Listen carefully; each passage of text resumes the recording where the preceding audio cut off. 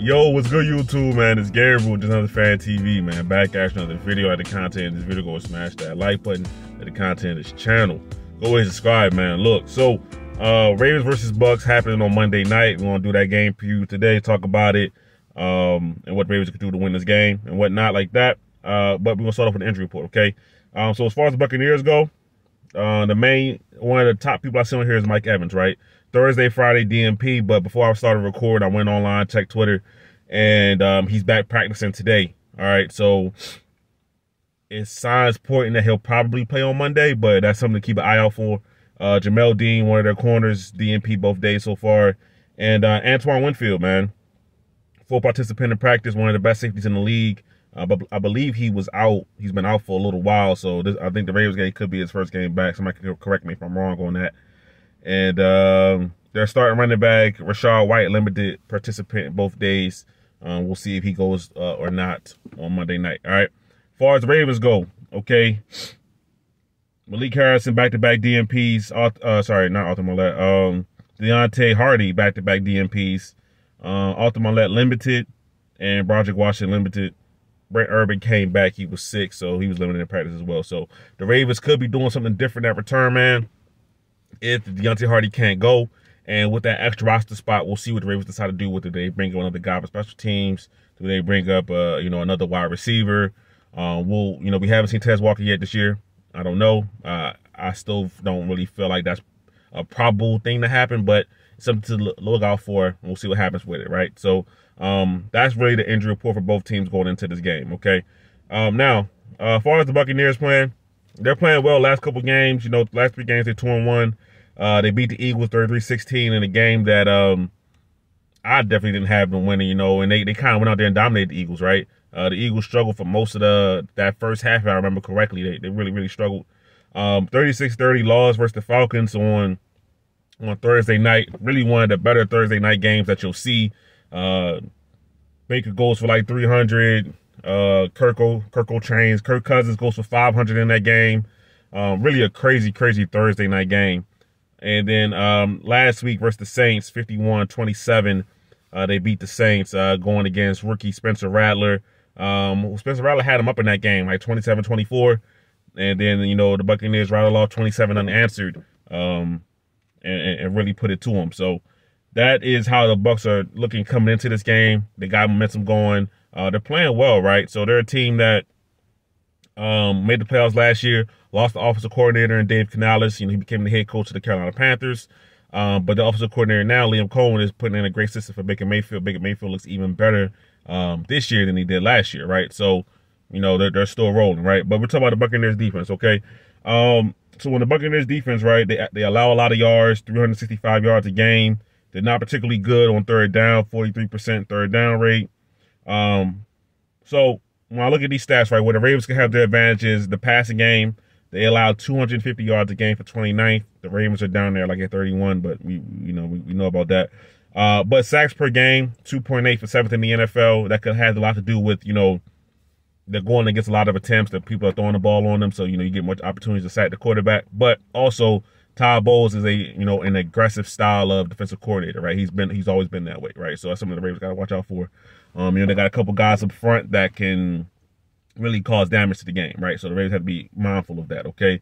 Rushing, 113 yards allowed for 12th, so not that bad, honestly, in the rushing attack. So I think one of the main keys for this game for the Ravens will be, we'll talk about it a little bit later, but I'll just say it right here, is the play action game. So, aggressive defense flowing, you can get that in behind, okay? All right, now for the Buccaneers offense, okay? 367 yards a game for 9th in the NFL. They haven't been particularly good on third down at 37%. And they give up some sacks, 2.8 sacks a game, right? Some of that's for Baker Mayfield moving around in the pocket. If you watch Baker Mayfield, he's very, very jittery in the pocket. He likes to move around a lot. So that can cause some sacks. He's not the Baker Mayfield's not the greatest athlete, right? So he's not really outrunning a lot of guys. But, obviously a good quarterback. Passing, well, I'll say with this about the Bucs offense, they're efficient when you look at their numbers with their yards, like their attempts with their yards, right? So they only average 25 attempts a game or 26 attempts a game rushing the ball, but they're 8th in the league in yards, 136 yards a game. They're only 17th in the league in passing attempts, but they're 11th in yards, right? So they have some big playability. A lot of that is because they have guys that are really good after the catch, right? That's something else we'll talk about, okay? So for the Ravens, they're going against a Bucs team that has a lot of confidence. Going versus a Bucs team that is good, all right? So I like when the Ravens face good teams because that means the Ravens, I'm going to get the best Ravens that's going to show up, right? Too many times we've seen the Ravens play against bad opposition and they just don't show up and take the game lightly, or they allow the opposition to come back into the game, right? Usually, when the Ravens play a team that is good on their level or just below their level, not too far down, we see a very good showing from the Baltimore Ravens, right? So I expect to see a very good showing from the Ravens. I think that this game is going to be a close one because both defenses aren't playing lights out. The Ravens are having their ups and downs. The Buccaneers are having their ups and downs, right? So this could be a game where, the offenses really shine, right? We'll see, though, okay? Okay, keys to the game, right? Offense, right? I talked about it a little bit. Play action will be key, right? The Buccaneers allow a lot of intermediate passes. They allow a lot of stuff over the middle of the field, right? So they have an aggressive defense that's going to flow to the football. They want to stop the run. The Ravens have been really good at play action. Lamar Jackson is one of the, I believe, according to the stats, at least top 10, maybe top 5 in play action passing right now, right? He's doing really, really well in that aspect of the game. Todd Monken is starting to incorporate more of the under center play action game into the Ravens offense. We saw it a lot last week versus the Commanders, right? More and more, the Ravens are leaning into the fact that they can be a good under center offense, right? That starts with running the ball with Derrick Henry, getting them on the outside, and you want to get them with the middle as well, but keep it balanced. But Derrick Henry off the edge has been really, really effective. And then you come with the play action off of that. These Ravens receivers could have a good game again, right?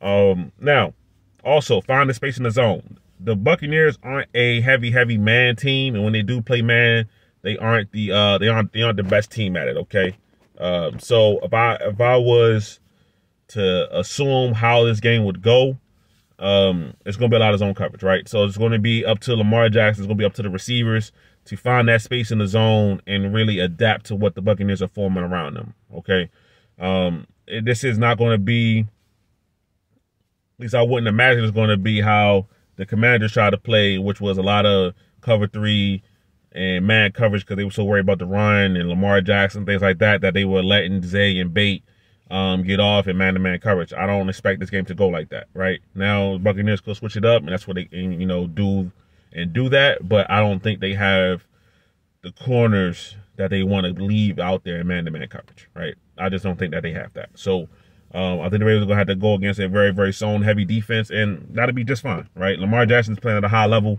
man, zone, identifying coverages, what they're in to get the Ravens into the best play so that they can be successful. So I'm not too worried about what the Buccaneers try to do in terms of that. But I do want the receivers to be able to find them gaps in the zone, not just run into defenders and do that, right? So that if they can do that, it'll be okay. All right. Blitz pickup, right? The Buccaneers are aggressive defense, right? We talked about Todd Bowles. He's going to send the blitz, right? The Ravens offensive line has played a lot better over the last couple of weeks. I think this game is going to be a real test for them in terms of communication up front, picking up different stunts and blitzes. The Buccaneers like to do a lot of different things with their defensive line. All right, so the Ravens have to be prepared for that, right? That's what I'm looking out for, right? Can the Ravens pick up the blitz? If the Ravens can pick up the blitz, Lamar Jackson has been very, very effective against it, right? So that means guys like Justice Hill, who has been blocking very well, we're going to need more of that because the Buccaneers are going to send them, right? And we know that teams in the past, they still think that that's the best way to defeat the Ravens and defeat Lamar Jackson is to send the blitz. So I think the Buccaneers are going to try that this game. So, defense. Okay, so for the defense, it's going to be about limiting yak yards, right? Whether that's running the ball, whether that's catching a short pass and taking it all the way. They're going to have to limit yards after the catch, right? The Buccaneers have a host of players that are really good at breaking tackles, all right? Chris Godwin, Mike Evans, Bucky Irvin has broken a couple of big runs this year. Sean Tucker had like maybe 2 touchdowns last game versus the Saints, and they were both short passes that he took all the way. Okay, even Rashad White's pretty good out the backfield as a receiver running back. As a true traditional running back, carrying the ball, he's still okay. I think he's a converted wide receiver, so that could have something to do with it. But, you know, he's decent, right? But the Ravens are going to have to be able to limit the amount of yards after contact, after catch, right? So the Ravens haven't had a tremendous tackling problem this year, right? The Buccaneers are going to test that, right? Like I said, Chris Godwin, I've been watching a lot of the Bucs play. He's taking a lot of short passes and getting a lot of yak after that, right? I mean, versus Saints, he caught a pass 5 yards and took another 54 touchdown. I watched him versus the Lions catch a screen or a drag, can't remember exactly, and he went all the way and scored. So he's having a really good season after the catch, right? So the Ravens have to be cognizant of that and get these guys on the ground. They can do that and force them into more traditional pass situations where it's not going to be just about running after the catch. They should be in a good spot for this game. All right. I really believe that. Okay. And then the other one is Baker Mayfield, right? We talked about it, bringing him to the ground. All right. Baker Mayfield is he's a jittery quarterback back there. He's not going to break a bunch of tackles, but he has good pocket movement, right? And when a quarterback has good pocket movement, we've seen the Ravens kind of struggle with that, right? Getting guys to the ground. So I don't want this game to become where Baker Mayfield is moving around and the Ravens are struggling to get him to the ground. And now we having big plays on the back end because, you know, you can't cover for 5-6 seconds when the quarterback's moving around like that, right? So that's a big key.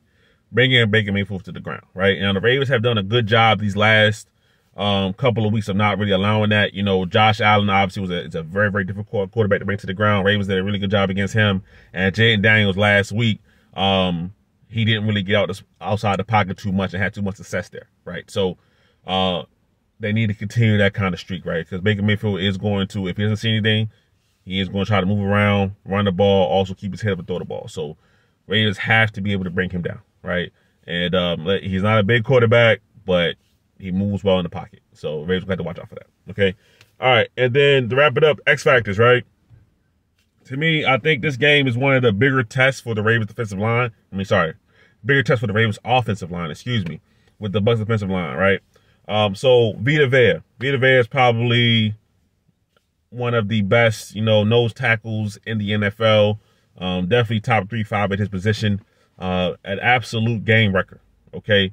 The Ravens are going to have to get a couple set of hands with him every play, all right? I really trust Tyler Linderbaum.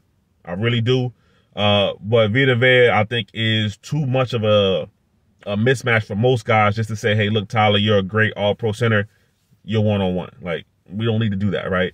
So guys like Falele are going to have to help out on that side, right? And really give support to Linderbaum when it comes to Vita Vea, all right? You know, Patrick McCurry has been starting some more now at left guard. That seems to be kind of what the Ravens are rolling with as far as their starting offensive line. So that interior offensive line will have a real test dealing with Vita Vea, whether it's run downs or passing downs, right? He's going to probably require a double team, all right? He's a disruptive force, all right? And then Yaya Diaby, right? When I watch the Bucs play, they are doing a lot to try to get him free, right? So a lot of stunts, a lot of chipping. So like I watched them play versus Saints, right? And what they were doing with Vita Vea is they had Vita Vea crashing into to the left tackle. So they had Vita Vea crashing into the left tackle and Diaby kind of stunting and weaving in behind to get a hit on the quarterback, right? They did that a couple of times, all right? So obviously a part of their game plan is to try to get him free into the quarterback, all right? So the Ravens are going to have to be able to deal with those kind of stunts and then just straight up blitz pressures as well, right? Whether that's Levante David coming, we'll see if they blitz Antoine Winfield, but they're gonna do different things to try to muddy the picture, right? So for the Ravens, I think this is going to be one of their bigger tests on defense, honestly, right? The Buccaneers don't have like the stats to say that they're in some elite defense, so I'm not calling them that by any means, but they do provide a different challenge from what the Ravens have gone against so far this year. All right, so I am interested to see how the Ravens handle that challenge. All right, but with all that being said, I do think the Ravens are the better team and will win this game. How much, I don't know. You know, we'll see. But Lamar Jackson in prime time is usually a pretty good bet to win the game, right? And for the Ravens defense, they're going to have to step up, right? So, you know, we'll see what happens from there. But those are my thoughts on the game, right? We'll see what happens on Monday. Give me your thoughts in the comments. But it's Gabriel, Just Another Fan TV. I'm out.